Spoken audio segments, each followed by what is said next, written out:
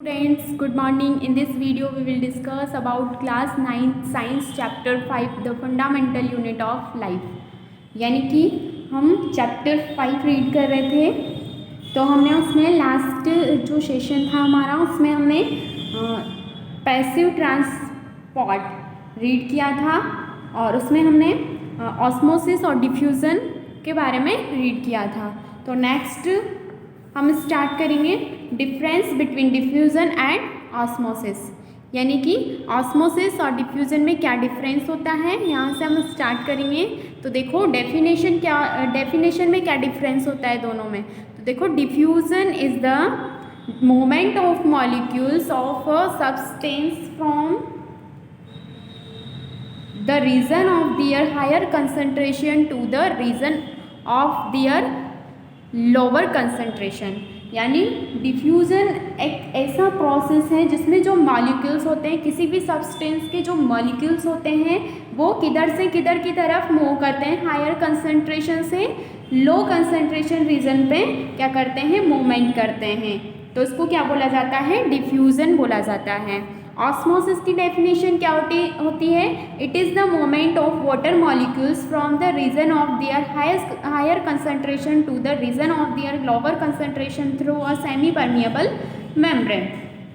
यानी वाटर जो मॉलिक्यूल्स होते हैं उनका ऐसा मूवमेंट जो हायर कंसंट्रेशन से लोअर कंसंट्रेशन में होता है, लेकिन इसमें किसकी रिक्वायरमेंट होती है, सेमी परमिएबल मेम्ब्रेन की रिक्वायरमेंट होती है। बस यही डिफरेंस है दोनों में, बाकी डेफिनेशन सेम है। केवल क्या डिफरेंस है कि ऑस्मोसिस में सेमी परमिएबल मेम्ब्रेन कंपलसरी होती है, जबकि डिफ्यूज़न में कंपलसरी नहीं होती है। नेक्स्ट डिफरेंस है डायरेक्शन ऑफ फ्लो, यानी कि इनमें डायरेक्शन जो रहती है फ्लो की वो कौन सी रहती है। तो देखो डिफ्यूज़न में from higher concentration to lower concentration, यानी कि जो फ्लो की डायरेक्शन रहती है वो कौन सी होती है, हायर कंसंट्रेशन से लो कंसंट्रेशन में। इसमें भी वही होती है, lower higher concentration to lower concentration, लेकिन यहाँ पर जो ये हायर कंसंट्रेशन और लोअर कंसंट्रेशन जो होती है वो किसके रेफरेंस में होती है, वाटर के रेफरेंस में होती है।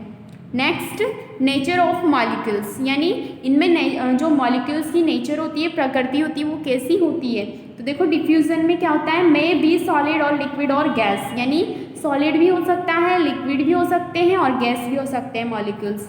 जबकि जो ऑस्मोसिस होता है उसमें क्या होता है, ऑलवेज वाटर और एनी अदर सॉल्वेंट मॉलिक्यूल्स, यानी हमेशा या तो वाटर होगा या फिर कोई अदर सॉल्वेंट मॉलिक्यूल्स होंगे, यानी विलायक के अणु होंगे, यानी हमेशा लिक्विड होगा इसमें। ठीक है। नेचर ऑफ मीडियम, तो देखो नेचर ऑफ मीडियम, तो नेचर ऑफ मीडियम क्या होगा डिफ्यूज़न में, in any medium, in other words solid liquid और गैस, यानी इसमें कोई सा भी मीडियम चलेगा, सॉलिड हो, लिक्विड हो, गैस हो, तीनों मीडियम चल सकते हैं। लेकिन जो ऑस्मोसिस होता है उसमें कैसा होगा, मीडियम हमेशा लिक्विड मीडियम होगा। ठीक है, क्योंकि यहाँ पर हम किसको यूज़ कर रहे हैं, या तो वाटर को या फिर अदर सॉल्वेंट को, तो सॉल्वेंट हमेशा क्या होता है, लिक्विड होता है। नेक्स्ट सेमी परमिएबल मेम्ब्रेन, तो सेमी परमिएबल मेम्ब्रेन किसके लिए रिक्वायरमेंट होती है, ऑस्मोसिस के लिए, डिफ्यूज़न के लिए नहीं होती। तो डिफ्यूज़न में क्या लिखेंगे हम, नॉट रिक्वायर्ड, यानी कि सेमी परमिएबल मेम्ब्रेन की रिक्वायरमेंट यहाँ पर नहीं होती है, लेकिन यहाँ पर हमेशा इसकी रिक्वायरमेंट होती है। नेक्स्ट है फोर्स, तो फोर्स कौन सा लगता है, तो जो फोर्स या फिर प्रेशर होता है, तो इसमें डिफ्यूज़न में तो डिफ्यूज़न प्रेशर लगता है और ऑस्मोसिस में ऑस्मोटिक प्रेशर लगता है। अदर सब्सटेंसेस, यानी अगर अदर सब्सटेंसेस वहाँ पर प्रेजेंट है तो उन पर क्या इफेक्ट पड़ेगा। तो देखो it is not much influenced by the presence of other substances, यानी जो डिफ्यूज़न होता है वो अदर सब्सटेंस की प्रेजेंस से इन्फ्लुएंस्ड यानी प्रभावित नहीं होता है, लेकिन जो ऑस्मोसिस होता है it is influenced by the concentration and type of solute particles.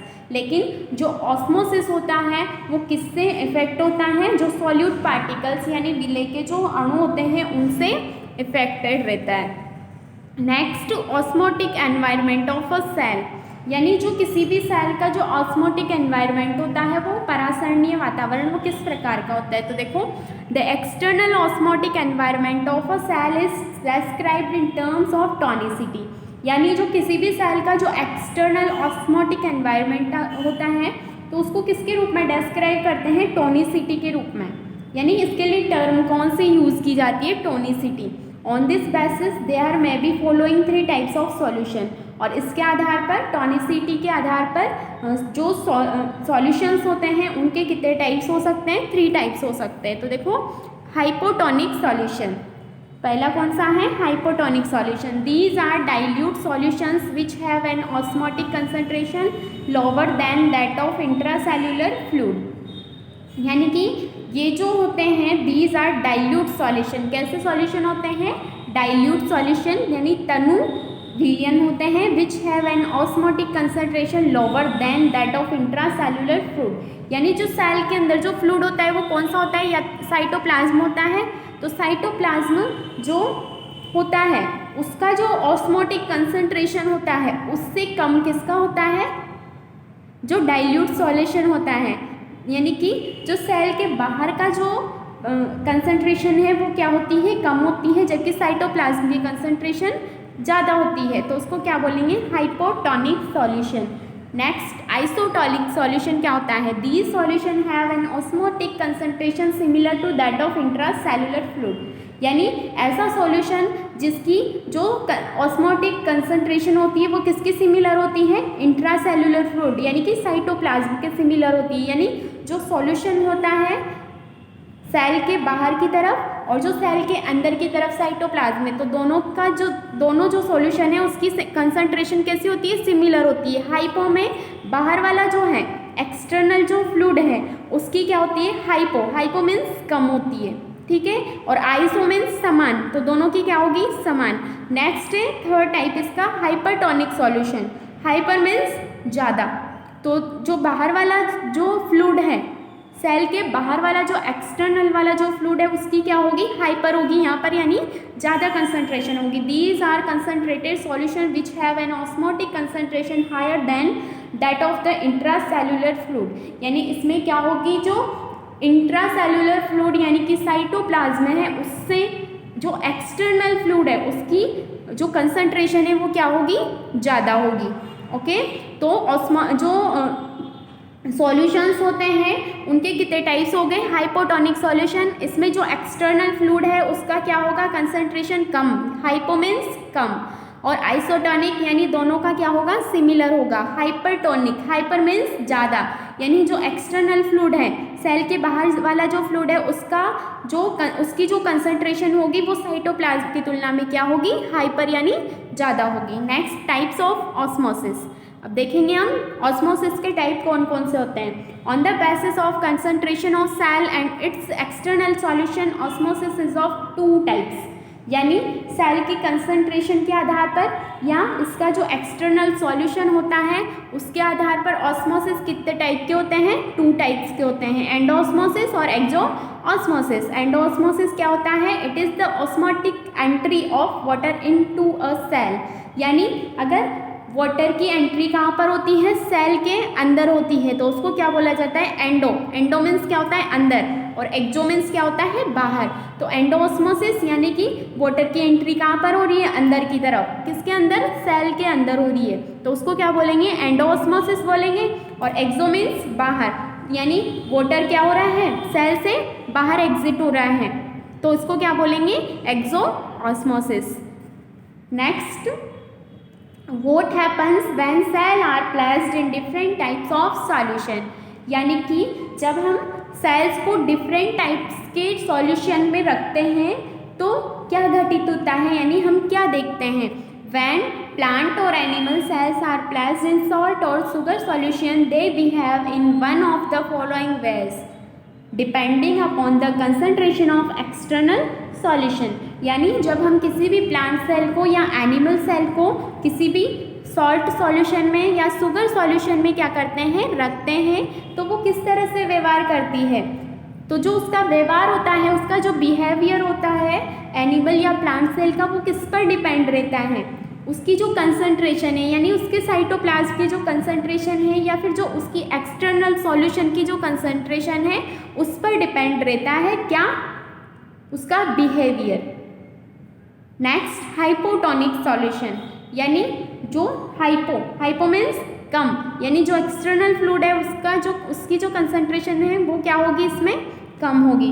तो हम 3 टाइप्स के जो हमने यहाँ पर सॉल्यूशन रीड किए थे उनके बारे में हम रीड करेंगे। आप तो देखो हाइपोटोनिक सॉल्यूशन क्या होता है, when the external solution is dilute as compare to cell contents, यानी कि जब जो एक्सटर्नल सॉल्यूशन होगा वो क्या होगा, इस dilute as compare to cell content, यानी जो सेल के अंदर का जो कंटेंट है उसकी तुलना में जो बाहर का सॉल्यूशन है वो कैसा होगा, डाइल्यूट होगा, तनु होगा।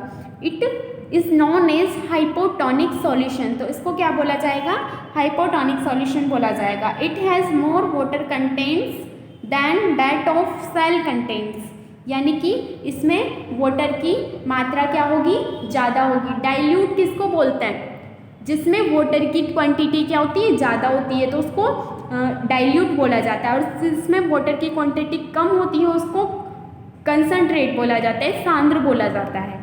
ठीक है, तो यानी जो एक्सटर्नल सॉल्यूशन है वो डाइल्यूट है, तो इसका मतलब क्या है कि उसमें वाटर की क्वांटिटी क्या है, ज़्यादा है।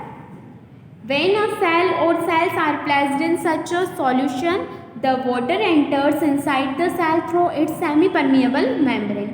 और जब हम सेल को कहाँ पर रखते हैं, इस तरह के किसी सॉल्यूशन में, सॉल्ट सॉल्यूशन में या शुगर सॉल्यूशन में इसको रखते हैं तो वाटर कहाँ पर एंटर कर जाता है, सेल के अंदर की तरफ एंटर करता है। किसके थ्रू, सेमी परमिएबल मेम्ब्रेन के थ्रू वाटर कहाँ पे चल जाता है, सेल के अंदर चल जाता है। This phenomenon is known as endosmosis, और इस घटना को क्या बोला जाता है, एंडोऑस्मोसिस, क्योंकि वाटर कहाँ पर जा रहा है, सेल के अंदर, एंडो मीन्स अंदर, तो इसको क्या बोलेंगे, एंडोऑस्मोसिस बोलेंगे। It causes swelling of cells, और इसकी वजह से सेल क्या होगी, स्वेलिंग, यानी फूल जाएगी सेल। वाटर अंदर जाएगा तो नॉर्मल सी बात है, सेल क्या होगी, फूल जाएगी। The swollen animal cells burst because they lack cell wall, और जो फूली हुई जो सेल्स होती हैं, अगर वो सेल किसी एनिमल की है तो वो क्या हो जाती है, ब्रस्ट, यानी फूट जाती है, क्योंकि उसमें किसकी कमी होती है, सेल वॉल नहीं पाई जाती। एनिमल सेल में क्या नहीं पाई जाती है, सेल वॉल नहीं पाई जाती है। इस वजह से जब सेल्स फूल जाती हैं एनिमल्स की तो वो क्या हो जाती है, ब्रस्ट हो जाती है, फूट जाती है। Plant cells do not burst due to presence of cell wall, जबकि जो प्लांट सेल्स होती हैं उनमें क्या पाई जाती है, सेल वॉल, बाहर का जो कठोर आवरण पाया जाता है, सेल वॉल, जिसकी वजह से ये फूलने के बाद भी क्या नहीं होती है, फूटती नहीं है, ब्रस्ट नहीं होती है। The swollen plant cell is called turgid, और जो फूली हुई प्लांट सेल्स होती हैं उनको टर्जिट यानी कि स्पीथ बोला जाता है। Swelling produce a pressure called turgor pressure, और जो फूली हुई सेल है वो क्या प्रोड्यूस करती है, एक प्रेशर प्रोड्यूस करती है, एक दाब उत्पन्न करती है, जिसको क्या बोला जाता है, टर्गर प्रेशर, यानी कि स्पीथ दाब बोला जाता है। It opposes more entry of water into the cell, और जो ये टर्गर प्रेशर होता है वो और ज़्यादा वाटर को अंदर नहीं आने देता है सेल के अंदर। At a particular turgor pressure entry of water into cell will stop completely, यानी टर्गर प्रेशर, एक पर्टिकुलर टर्गर प्रेशर पर क्या होता है कि वाटर की एंट्री जो होती है सेल के वो अंदर, वो कंप्लीटली क्या हो जाती है, स्टॉप हो जाती है, रुक जाती है। यानी एक ऐसा दाब आएगा जिसमें क्या होता है कि वाटर सेल के अंदर जाना क्या हो जाएगा, रुक जाएगा। तो ठीक है, नेक्स्ट सॉल्यूशन कौन सा होता है, isotonic solution. It is the solution which has same concentration as that of cell contents, यानी इस सॉल्यूशन में क्या होता है, जो सेल कंटेंट्स है और जो बाहर का जो सॉल्यूशन है उसकी कंसंट्रेशन क्या होती है, सेम होती है। देयरफॉर इसलिए water concentration is equal on both sides, और इसलिए जो वाटर की कंसंट्रेशन होती है वो भी दोनों साइड में क्या होती है, इक्वल होती है। In such a case water passes through the semi permeable membrane in both direction, inwards and outwards, यानी कि जब इसमें वाटर कंसंट्रेशन क्या होती है, सेम होती है, तो इस केस में क्या होता है कि जो वाटर होता है वो सेमी परमिएबल मेम्ब्रेन के थ्रू दोनों साइड में, दोनों डायरेक्शन में, इनवर्ड्स एंड आउटवर्ड्स, अंदर और बाहर दोनों की तरफ पास होता रहता है, गुजरता रहता है. The amount of water going inside the cell is equal to the amount of water going out of the cell. यानी जो अमाउंट वाटर का सेल के अंदर जाता है और जो अमाउंट बाहर आता है वाटर का सेल के बाहर आता है, तो वो दोनों जो अमाउंट होते हैं वो क्या होते हैं, इक्वल होते हैं. ठीक है. Therefore there is no net movement of water. इसी वजह से दोनों बैलेंस हो जाते हैं, इक्वल हो जाते हैं, तो यहाँ पर कोई नेट मूवमेंट हम वाटर का नहीं निकाल पाते हैं. The cell size will remain the same when a cell is placed in such type of solution. तो जो सेल साइज होती है, यानी अगर हम किसी भी सॉल्यूशन में, सॉल्ट सॉल्यूशन में, शुगर सॉल्यूशन में सेल्स को रखते हैं, तो वहाँ पर जो सेल की साइज़ होती है वो जैसी की जैसी बनी रहती है, उसके साइज़ में कोई भी डिफरेंस नहीं आता है. 5% ग्लूकोज या dextrose solution is isotonic to RBCs of human beings. यानी जो ह्यूमन बीइंग्स की आरबीसीज होती हैं वो, तो उसके अंदर जो सॉल्यूशन होता है ग्लूकोज का, वो कैसा होता है, आइसोटोनिक होता है. Similarly 0.9% sodium chloride solution is isotonic for human erythrocytes. और जो 0.9% सोडियम क्लोराइड सॉल्यूशन होता है वो ह्यूमन की जो इरिथ्रोसाइट्स होती है, आरबीसीज होती हैं, उनके लिए कैसा होता है, आइसोटोनिक होता है. That is why a patient of dehydration is treated by injecting such type of solution intravenously. इसीलिए जब किसी भी पेशेंट को डिहाइड्रेशन हो जाता है, यानी जल की कमी हो जाती है, पानी की कमी हो जाती है, तो उसको कैसे ट्रीट किया जाता है, उसका ट्रीटमेंट कैसे किया जाता है, उसको इंट्रावीनसली यानी उसकी नसों में क्या इंजेक्ट किया जाता है, इस तरह का सॉल्यूशन, यानी ग्लूकोज या ORS खोल देते हैं ना अपने को, तो ग्लूकोज उसकी इंट्रावीनसली यानी उसकी नसों में क्या चढ़ाया जाता है, ग्लूकोज चढ़ाया जाता है. कब, जब उसको क्या हो जाता है, डिहाइड्रेशन हो जाता है. नेक्स्ट सॉल्यूशन है hypertonic solution. If external solution has more osmotic concentration as compared to that of cell, it is known as hypertonic solution. यानी जो external solution है उसका अगर concentration अंदर के कंटेंट से ज़्यादा है, तो ये वाला जो solution होगा वो कैसा होगा, hypertonic solution होगा. The quantity of water is less in outside solutions while more water is present inside the cell. यानी जो वाटर की क्वांटिटी होगी वो बाहर की तरफ, क्या बाहर वाले सॉल्यूशन में कम होगी, जबकि सेल के अंदर का जो सॉल्यूशन है उसमें वाटर की क्वांटिटी ज़्यादा होगी. If a cell is placed in such a solution, plasma membrane allows movement of water outwards. और जब ऐसे सेल्स को हम कहाँ पर रखेंगे, शुगर सॉल्यूशन या सॉल्ट सॉल्यूशन में रखेंगे, तो क्या होगा कि जो उसकी प्लाज्मा मेम्ब्रेन है वो वाटर को किधर की तरफ अलाउ करेगी जाने के लिए, आउटवर्ड्स यानी बाहर की तरफ जाने के लिए अलाउ करेगी. This phenomenon is called exosmosis. और वाटर कहाँ की तरफ, सेल से बाहर जा रहा है, तो उसको क्या बोलेंगे, एक्सोऑस्मोसिस बोलेंगे. As a result the cell will shrink. और जब वाटर बाहर जाएगा सेल से, तो क्या होगा, जो सेल है वो क्या हो जाएगी, सिकुड़ जाएगी. श्रिंक मीन्स सिकुड़ जाएगी. इन प्लांट सेल्स, और प्लांट सेल्स में the shrinking protoplasm will contract from the cell wall. It is called plasmolysis. यानी जो सिकुड़ा हुआ प्रोटोप्लाज्म होता है प्लांट सेल के अंदर, तो वो क्या हो जाता है, contract from the cell wall.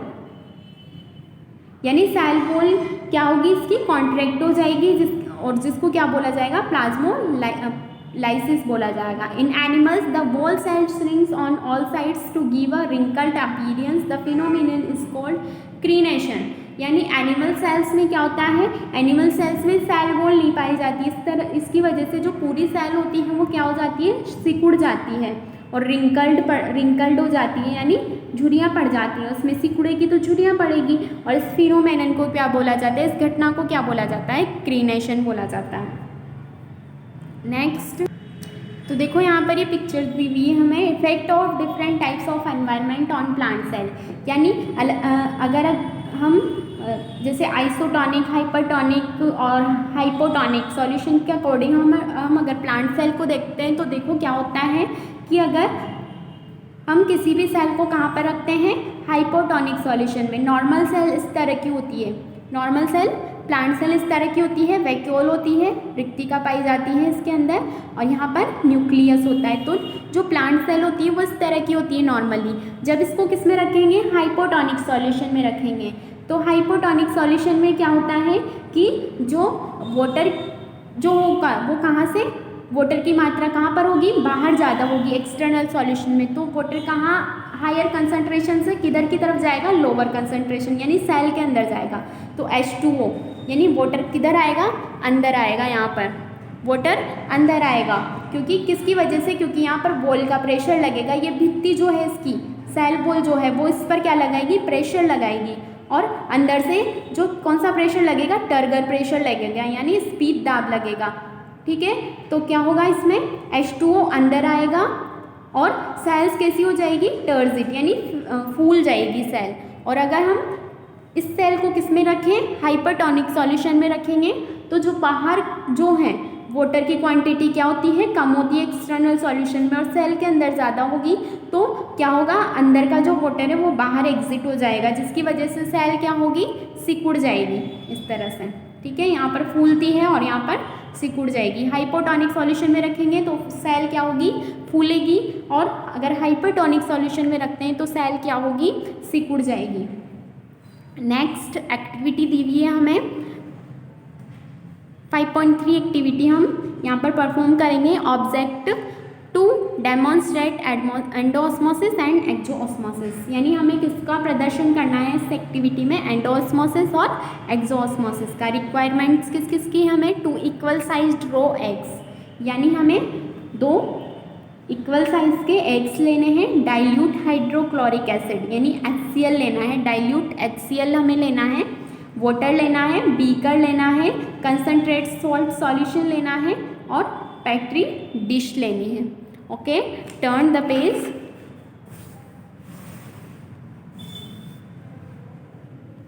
Procedure क्या रहेगा, remove the shell of eggs by dissolving them in dilute hydrochloric acid, यानी हम जो एग्स हैं उनको कहाँ पर, डाइल्यूट हाइड्रोक्लोरिक एसिड HCl जो है हमारे पास उसमें डिज़ोल्व करेंगे, और उसका जो बाहर का कवच है ना, शेल है जो है उसकी, उसको क्या कर देंगे, रिमूव कर देंगे। The shells made up of calcium carbonate get dissolve, और जो उसका एग्स का जो शेल होता है यानी उसका कवच जो होता है वो किससे बना हुआ रहता है, कैल्शियम कार्बोनेट से बना हुआ रहता है। तो वो क्या होगा, उसमें डिज़ोल्व हो जाएगा HCl के अंदर। Wash the 2 eggs with water, और दोनों एग्स को हमें वाटर से वॉश करना है। Each egg has a semi permeable membrane around it, और जो दोनों एग्स हैं उनमें हमें क्या लगाना है, सेमी परमिएबल मेम्ब्रेन लगानी है। उसमें place 1 egg in water and observe after 5 minutes. अब 1 एग को हमें कहाँ पर रखना है, वाटर के अंदर रखना है, बीकर के अंदर वाटर भरना है और उसमें रखना है, और उसको 5 मिनट के बाद हमें क्या करना है, ऑब्जर्व करना है। ऑब्जर्वेशन क्या आएगा, the egg swells because water enters the egg by osmosis, the phenomenon is called endosmosis, यानी कि पहले एग को हमने कहाँ पे रखा, वाटर में रखा। कैसे रखा, उसके शेल को यानी उसके कवच को क्या किया, हमने हटा दिया, और उसके बाद उसको वाटर के अंदर हमने प्लेस कर दिया, और उसको 5 मिनट के बाद जब हमने ऑब्जर्व किया तो हमें क्या दिखा कि जो एग है वो क्या हो जाएगा, फूल जाएगा। देखो फूल रहा है, इसमें एग फूल जाएगा। इसका मतलब क्या हुआ कि वाटर कहाँ पर एंटर हुआ है, एग के अंदर वाटर गया है, यानी कौन सा ऑस्मोसिस है, एंडोऑस्मोसिस है, अंदर की तरफ जा रहा है वाटर यानी एंडोऑस्मोसिस है। और next, place other deshelled egg in a concentrated salt solution and observe after 5 minutes. और दूसरा जो एग है उसका शेल हमें नहीं हटाना है, कवच नहीं हटाना है, sorry, D shelled egg in a concentrated salt solution observe after 5 minutes, यानी डी शेल्ड जो एग है उसको हमें कंसनट्रेटेड सॉल्ट सॉल्यूशन में रखना है, और 5 मिनट के बाद हमें क्या करना है, ऑब्जर्व करना है उसको। तो दोनों डी शेल्ड एग हैं, यानी दोनों का कवच हमने क्या कर दिया है, हटा दिया है। यहाँ पर ऑब्जर्वेशन क्या आएगा, द एग श्रिंक्स, तो एग क्या होगा, सिकुड़ जाएगा। इसमें तो क्या था, फूल गया था, इसमें क्या होगा, सिकुड़ जाएगा egg. Water passes out of the egg solution into the salt solution because the salt solution is more concentrated, क्योंकि हमने यहाँ पे जो सॉल्ट सॉल्यूशन लिया है वो कैसा है, कंसनट्रेटेड है, यानी सांद्र है, उसमें वाटर की जो क्वांटिटी है वो कम है। तो क्या होगा, इसमें जो वाटर है अंदर का सेल एग के अंदर का जो वाटर है वो कहाँ आएगा, बाहर, क्योंकि बाहर जो सॉल्यूशन है उसमें वाटर कम है, जबकि जो एग है उसके अंदर वाटर की क्वांटिटी ज़्यादा है। तो इसमें हायर कंसनट्रेशन, लो कंसनट्रेशन आएगा।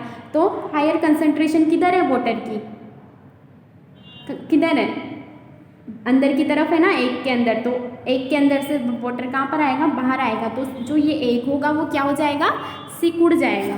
The phenomenon is called exosmosis, और फिनोमिनन को क्या बोला जाता है, एक्सोऑस्मोसिस बोला जाता है। हार्ड और saline water can not quench for thirst due to its hypertonic nature, यानी कठोर और खारा पानी जो होता है ना, उससे हमारी प्यास नहीं बुझती है, क्योंकि इसकी जो नेचर होती है वो कैसी होती है, हाइपरटोनिक नेचर होती है। It causes exosmosis of the cells of the alimentary canal and causes more dehydration. और अगर हम इस तरह का वाटर, हार्ड और सैलाइन वाटर, यानी कठोर और खारा पानी पीते हैं, तो इसकी वजह से क्या होगा, हमारी जो एलिमेंट्री कैनाल, आहार नाल की जो सेल्स हैं उनमें एक्सोऑस्मोसिस हो जाएगा, और हमें क्या हो जाएगा, डिहाइड्रेशन हो जाएगा, यानी पानी की कमी हो जाएगी। If we sprinkle salt on sliced cucumber, tomato, onion, salad, यानी कि जब हम, अगर हम जो सलाद हम काटते हैं घर पे, जैसे खीरा और टोमेटो और अनियंस का सलाद बनाते हैं हम, तो उसमें हम उसके ऊपर क्या छिड़क देते हैं, सॉल्ट छिड़क देते हैं। स्प्रिंकल मीन्स छिड़कना। तो उसके ऊपर अगर हम सॉल्ट छिड़क देते हैं तो water oozes out copiously from its surface. तो क्या होता है, जो वाटर होता है ना वो बाहर की तरफ आने लग जाता है, उसके अंदर से सरफेस पे आने लग जाते हैं। It results from exosmosis from the cells under the hypertonic effect of the salt. तो यहाँ पर हाइपरटोनिक इफेक्ट की वजह से क्या होने लग जाता है, एक्सोऑस्मोसिस होने लग जाता है, यानी जो अनियन